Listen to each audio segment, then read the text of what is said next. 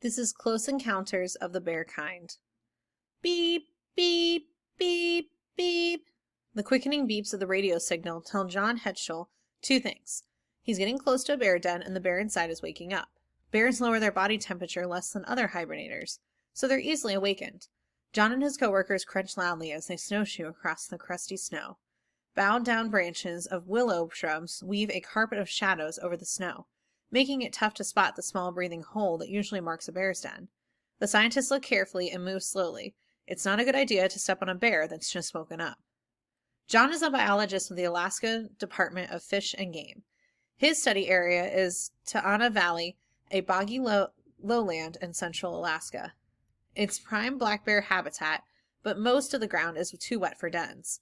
Unfortunately, the only dry areas that seem good for dens also happen to be used by the U.S. Army for winter training. So to protect both bears and soldiers, the Army hired John to find out where most bears in the area hibernate. John spent last summer fitting bears with radio collars like the one that is now leading him to a den. The collar has a transmitter that sends out a beep John can track to its source. It also has an activity sensor that speeds up the beeps when the bear moves. John has captured bears in traps made from 55-gallon drums. He also darted some from the air.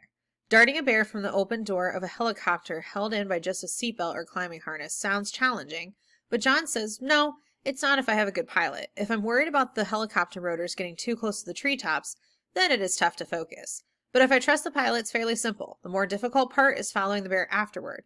It takes from 3 to 8 minutes for the drug to take full effect. We have to keep close enough to watch the bear without making it panic. If the bear falls into water, then I have to get down right away and make sure its head stays up so it doesn't drown. John and his coworkers calmly close in on the sleeping bear. The beeping signal is now strong and fast. John spots a small hole in the snow that he figures may mark the den entrance before moving in. He pulls the sleeping bag out from his pack. Holding it in one hand, he advances. The blinding glare of spring sunlight glinting off the snow makes it tough to make out where the bear is in the hole. John crouches down, shades his eyes with his hands, and puts his face close to peer inside. With a startled look, he pulls back and whips the sleeping bag over the hole. The black bear inside is not only awake, its head is right at the entrance.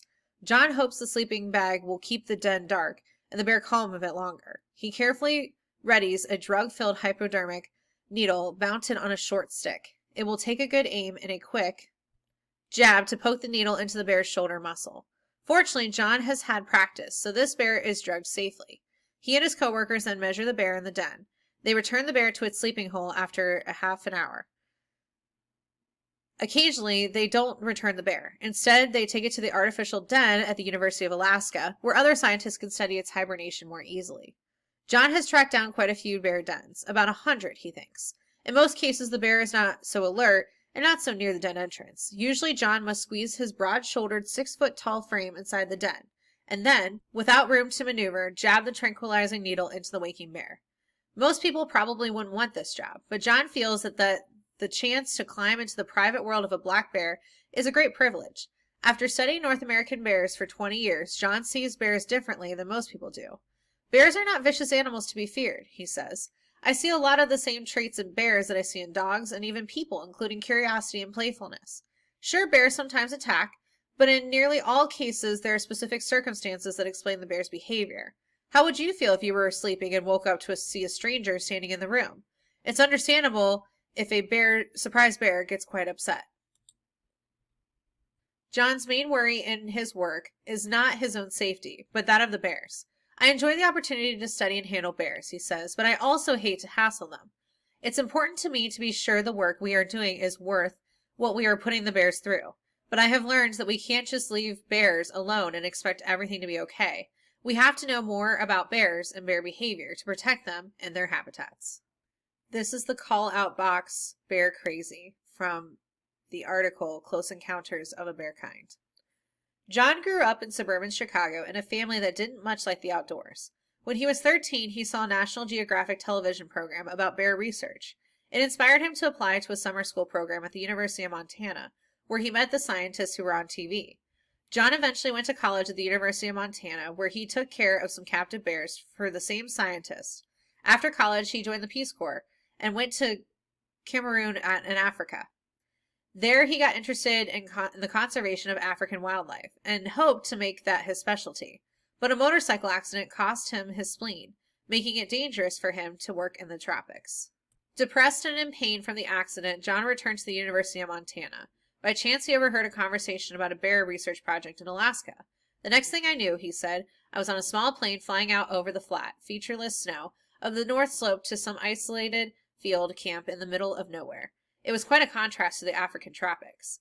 I thought I had made a terrible mistake, but after one Arctic summer following a radio-color brown bear and her cubs across the tundra, John knew he had found his calling.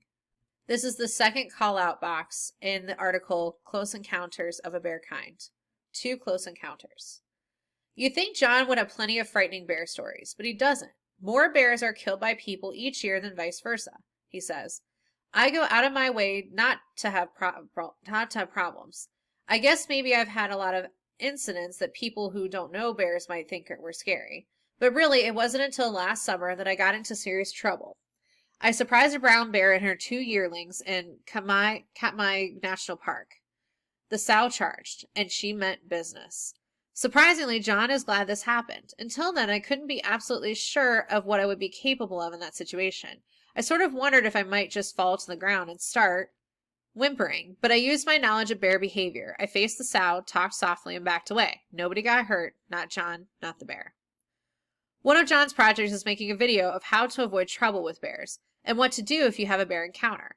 Bears don't mind living with people, he says, but whether or not bears survive in the future depends upon whether or not people can learn to live with bears.